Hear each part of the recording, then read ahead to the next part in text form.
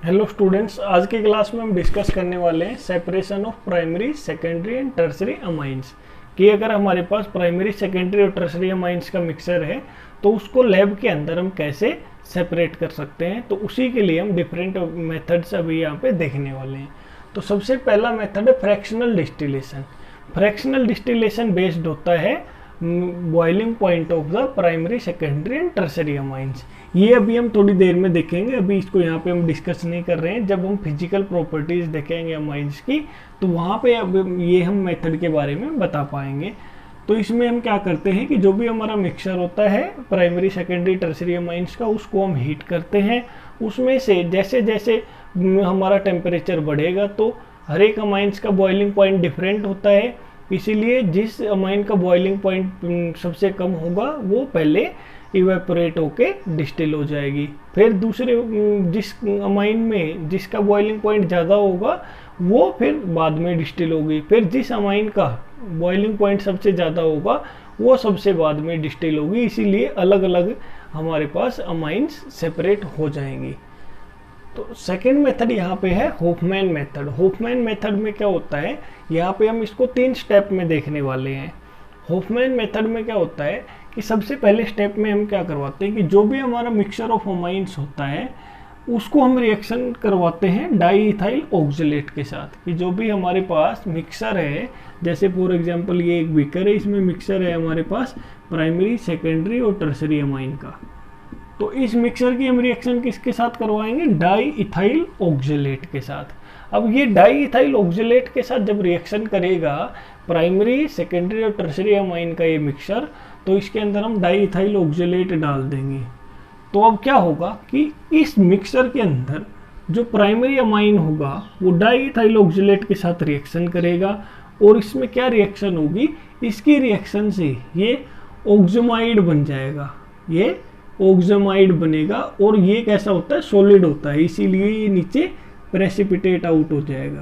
Primary amine reaction करेगी diethyl oxalate के साथ और ये सॉलिड ऑक्जेमाइड बनेगा जो इसके नीचे सेटल हो जाएगा।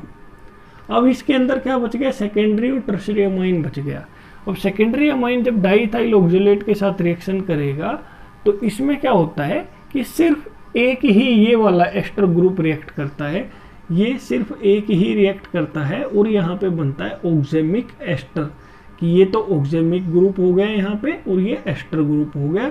तो ये ऑक्जेमिक एस्टर बनता है और इसका नेचर कैसा होता है, लिक्विड नेचर का होता है ये। तो ये हमारा इस लिक्विड स्टेट के अंदर ही रहेगा।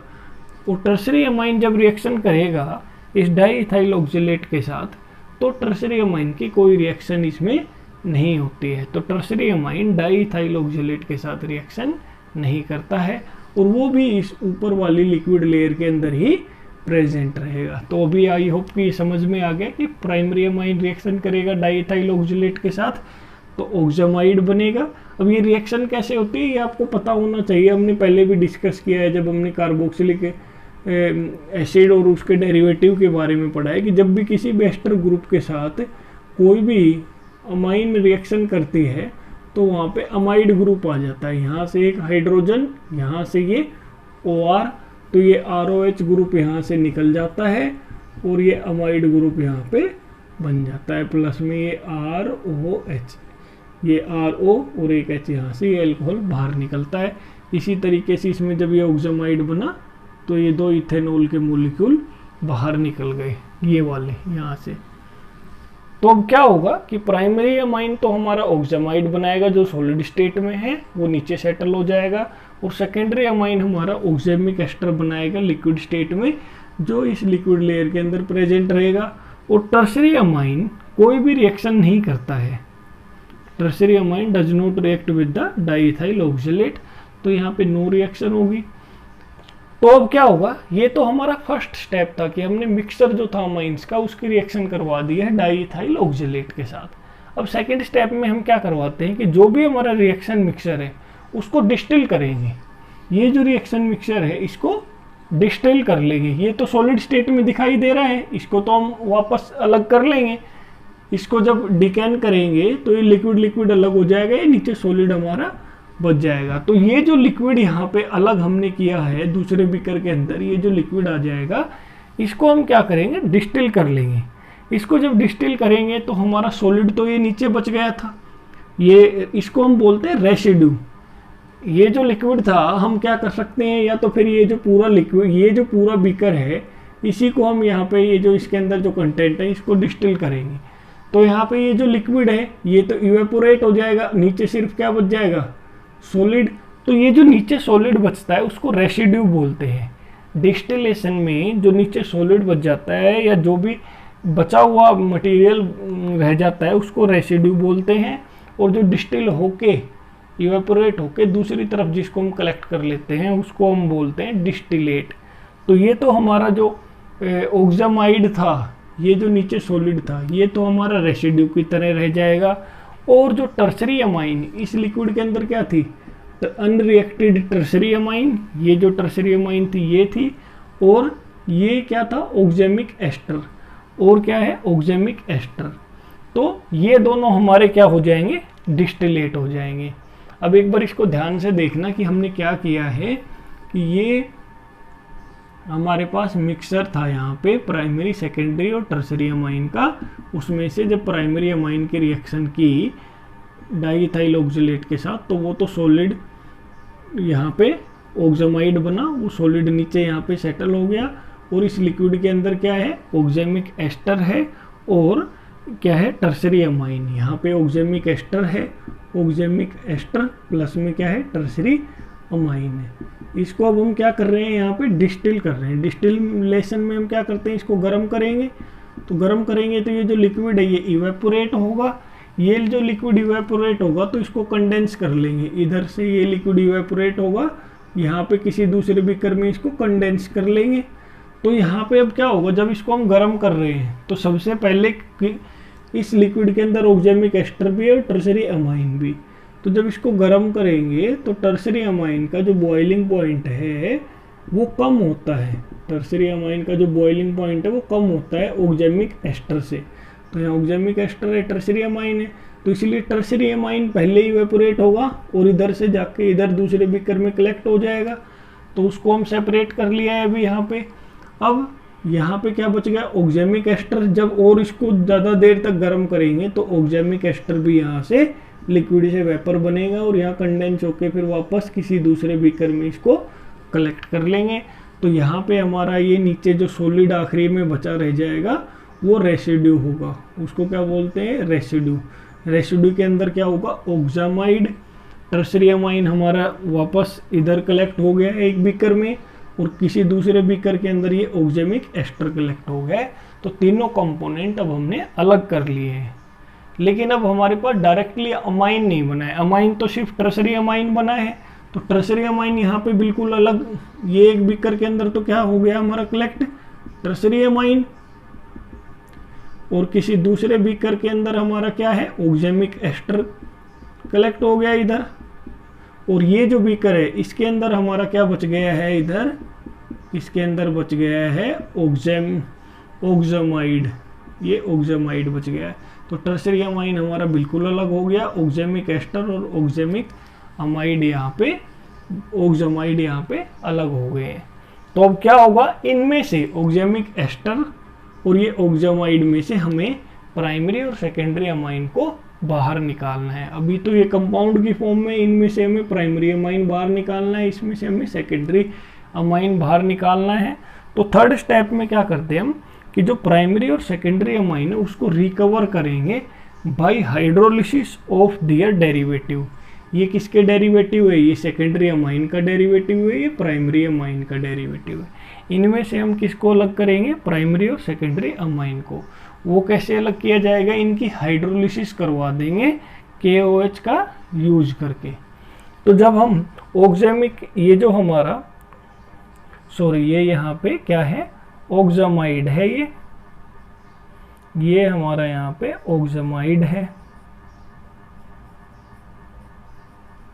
ये ऑक्सामाइड यहाँ पे है। इसकी रिएक्शन जब KOH के साथ करवाएंगे तो हमें पता है अमाइड की हाइड्रोलिसिस हो जाती है। तो इस तरीके से ये सोल्ट बन जाएगा हमारे पास और ये प्राइमरी अमाइन यहाँ पे अलग हो गया है। अब ये जो ऑक्जेमिक एस्टर था यहाँ पे क्या होगा, इसकी हम हाइड्रोलिसिस करवाएंगे। तो ये जो अमाइड वाला ग्रुप है इसकी हाइड्रोलिसिस होकर ये सोल्ट बनेगा। यहाँ अब एस्टर है, इसकी भी हाइड्रोलिसिस हो जाएगी, इससे ये नीचे वाला ये इधर सोल्ट बनेगा। और एक तो हमारा यहाँ पे जब अमाइड की हाइड्रोलिसिस होगी तो ये सेकेंडरी अमाइन बन गया, और ये जो एस्टर ग्रुप है इसकी हाइड्रोलिसिस होगी तो इससे ये हमारा इथेनॉल बन जाता है यहाँ पे। तो इस तरीके से टर्सरी अमाइन तो हमारा यहीं पे सेपरेट हो गया था, प्राइमरी अमाइन ये आ गया है और सेकेंडरी अमाइन ये आ गया है। तो इस तरीके से हम अमाइंस का अगर हमारे पास मिक्सर हो तो होफमैन मेथड का यूज करके अमाइंस के मिक्सर में से हम अलग अलग अमाइंस को सेपरेट कर सकते हैं।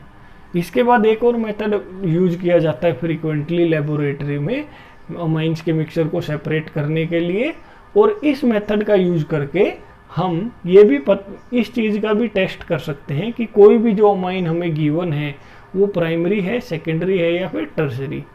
तो ये जो हिंसबर्ग मेथड है, इस मेथड का नाम क्या है जो अभी हम डिस्कस करने वाले, हिंसबर्ग मेथड।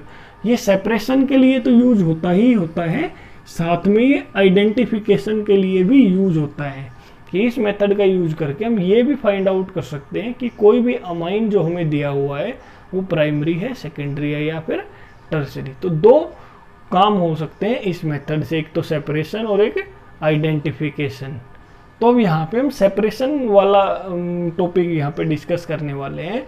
इस मेथड में क्या करते हैं हम कि जो भी हमारा मिक्सर होता है अमाइंस का उसकी रिएक्शन करवाते हैं बेंजीन सल्फोनाइल क्लोराइड।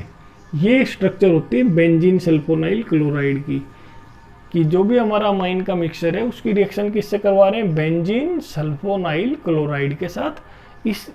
इसको बेंजीन सल्फोनाइल क्लोराइड को हम हिंसबर्ग रिएजेंट बोलते हैं, ये इसका नाम है। हिंसबर्ग मेथड में ये जो बेंजीन सल्फोनाइल क्लोराइड होता है इसको हिंसबर्ग रिएजेंट बोला जाता है। अब ये जो हमारे पास जो अमाइन का मिक्सचर है उसकी हमने रिएक्शन किसके साथ करवाएंगे, हम हिंसबर्ग रिएजेंट के साथ। तो इसी तरीके से ये जो हमारे पास यहाँ पे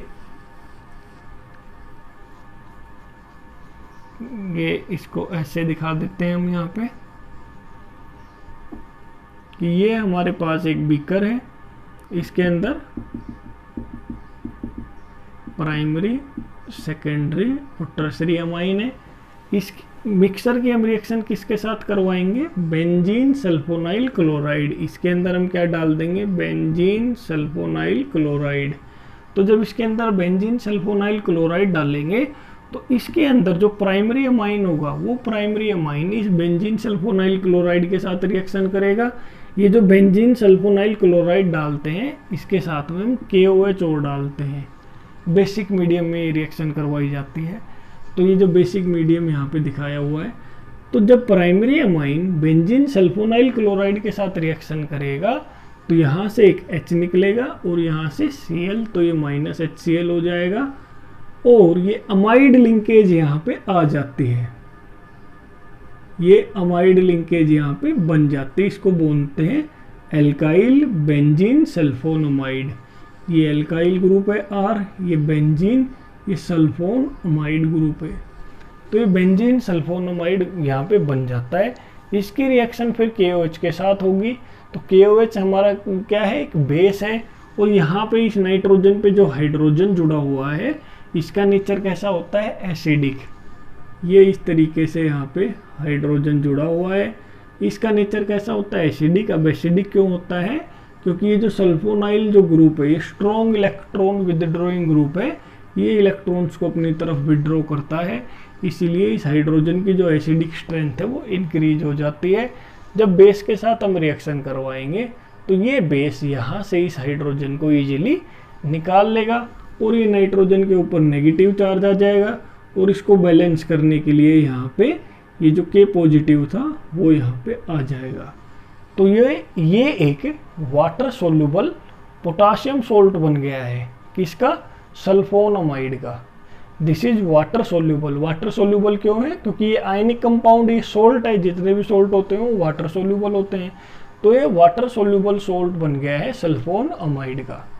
तो प्राइमरी अमाइन जब रिएक्शन करेगा यहाँ पे, ये प्राइमरी अमाइन जब रिएक्शन करेगा बेंजीन सल्फोनमाइड के साथ तो वाटर सोल्यूबल सोल्ट बनता है सल्फोनमाइड का। इसी मिक्सर के अंदर अब सेकेंडरी अमाइन भी है। अब ये सेकेंडरी अमाइन जब रिएक्शन करेगा तो क्या होगा, सेकेंडरी अमाइन जब बेंजीन सल्फोनामाइड के साथ सल्फोनाइल क्लोराइड के साथ रिएक्शन करेगा तो ये यहाँ पे फिर से अमाइड लिंकेज बन जाएगी, ये अमाइड लिंकेज बनेगी। लेकिन अब यहाँ पे कोई हाइड्रोजन नहीं है, इस नाइट्रोजन के ऊपर कोई हाइड्रोजन नहीं है, तो यहाँ पे एसिडिक नेचर नहीं है इस कंपाउंड का। अब ये बेस के साथ जब रिएक्शन करवाएंगे तो बेस सिर्फ एसिड के साथ रिएक्शन करता है, यहाँ पे तो कोई एसिडिक हाइड्रोजन है ही नहीं। इसीलिए ये वाला जो कंपाउंड है ये KOH के साथ रिएक्शन नहीं करेगा तो ये सोल्ट नहीं बनेगा। और जब ये सोल्ट नहीं बनेगा तो सोल्ट ही वाटर के अंदर सोल्यूबल होते हैं, इसीलिए ये वाटर इनसोल्यूबल हो जाएगा। ये जो कंपाउंड होगा ये KOH के साथ रिएक्शन नहीं करेगा और ये जो कंपाउंड है ये क्या होगा, वाटर इनसोल्यूबल सल्फोनामाइड, और ये नीचे प्रेसिपिटेट हो जाएगा। ये वाटर के अंदर सोल्यूबल नहीं होगा तो नीचे क्या बन जाएगा, इसके प्रेसिपिटेट बन जाएंगे। प्राइमरी वाली अमीन ने जब रिएक्शन की थी तो इसका वाटर सोल्यूबल सोल्ट बना था, वो इस लिक्विड लेयर के अंदर ही है, और ये हमारा नीचे सॉलिड बन के प्रेसिपिटेट आउट हो जाएगा। अब टर्सरी अमाइन जब इसके साथ बेंजीन सल्फोनामाइड के साथ सल्फोनाइल क्लोराइड के साथ रिएक्शन करेगी, ये टर्सरी अमाइन जब बेंजीन सल्फोनाइल क्लोराइड के साथ रिएक्शन करेगी तो इनके बीच में रिएक्शन नहीं होगी, इन दोनों के बीच में रिएक्शन नहीं होती है ड्यू टू स्टेरिक हिंड्रेंस। इसका साइज काफ़ी बड़ा होता है, इसीलिए यहाँ पे रिएक्शन नहीं होती है। अब रिएक्शन नहीं होगी तो ये जो टर्सरी अमाइन है ये लिक्विड लेयर के अंदर ही प्रेजेंट रहेगी। तो ये हमारे पास अब फाइनल बन जाता है। अब यहाँ पे क्या समझ में आया है कि ये जो प्राइमरी सेकेंडरी टर्सरी अमाइन का मिक्सचर था, इसमें जब हमने बेंजीन सल्फोनाइल क्लोराइड ऐड किया तो हमारे पास क्या बना कि प्राइमरी अमाइन का तो ये वाटर सोल्यूबल सोल्ट बन गया, सेकेंडरी अमाइन का ये वाटर इनसोल्यूबल सल्फोनामाइड बना जो नीचे प्रेसिपिटेट आउट हो गया, और टर्सरी अमाइन इसी लेयर के अंदर रही क्योंकि इसने रिएक्शन नहीं की। तो अब क्या होगा, अब सेकंड स्टेप में क्या, इसको भी हम 3 स्टेप में समझते हैं इस पूरे मेथड को। तो फर्स्ट स्टेप में तो ये रिएक्शन हो गई। सेकंड स्टेप में क्या होगा कि ये जो पूरा हमारे पास इस बीकर का जो ये पूरा कंटेंट है इसको हम सेपरेटिंग फनल में डालते हैं। जो सेकंड स्टेप है उसको सोलवेंट एक्सट्रैक्शन स्टेप बोलते हैं।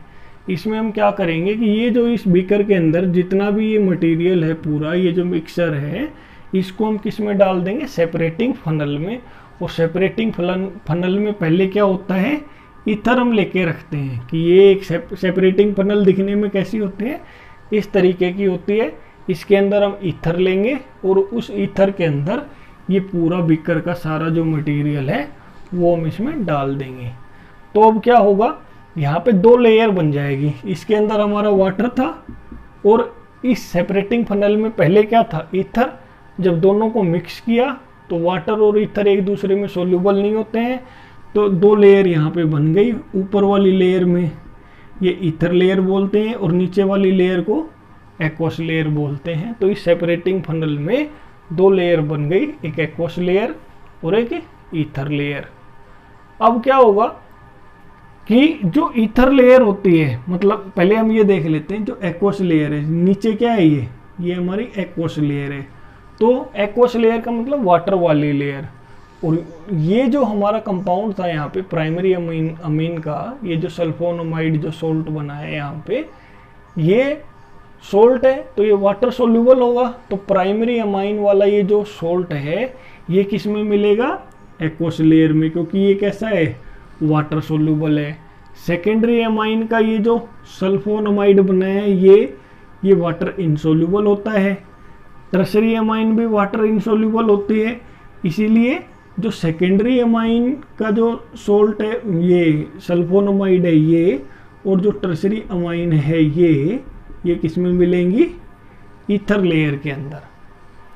तो इस तरीके से ये सेपरेट हो जाएंगे। एक्वस लेयर के अंदर ये वाला सोल्ट प्रेजेंट रहेगा और इस ईथर लेयर के अंदर ये वाला सल्फोनामाइड और ये टर्सरी अमाइन हमारा यहाँ पे प्रेजेंट रहेगा।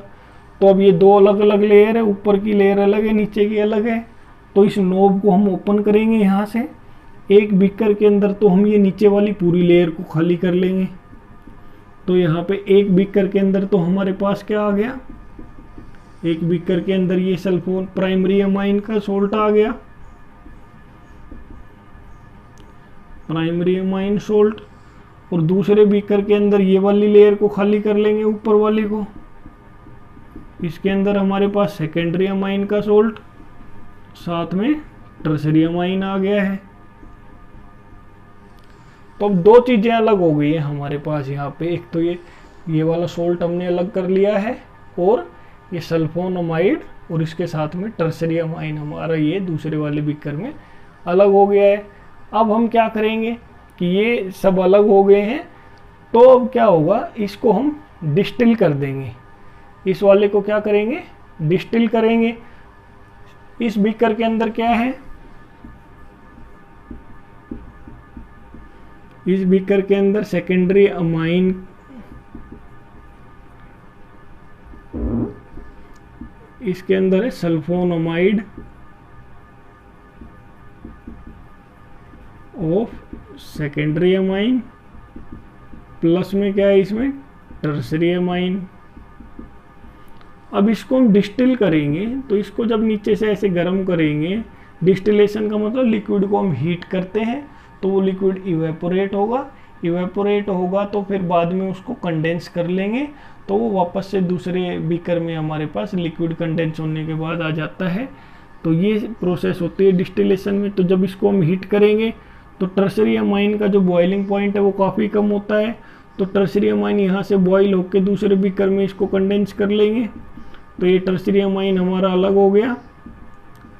और यहाँ पे अब क्या बच गया, ये टर्सरी अमाइन तो इधर से इधर चला गया, और नीचे क्या बच जाएगा, सल्फोनामाइड ऑफ सेकेंडरी अमाइन। ये सल्फोनामाइड है सेकेंडरी अमाइन का, तो ये बच जाएगा। तो तीनों चीज़ अलग हो गई हमारे पास। ये वाला तो ये पूरा इस बीकर में अलग हो गया था, और इस बीकर को हमने जब ये यहाँ पे डिस्टिल किया तो टर्सरी अमाइन अलग हो गया, और सल्फोनामाइड सेकेंडरी अमाइन का ये अलग हो गया। अब हमारे पास टर्सरी अमाइन तो बिल्कुल अलग हो चुका है इस बीकर में। अब हमें क्या करना है, प्राइमरी अमाइन को निकालना है और सेकेंडरी अमाइन को। प्राइमरी अमाइन हमारा इस फॉर्म में प्रेजेंट है, और सेकेंडरी अमाइन इस फॉर्म में प्रेजेंट है।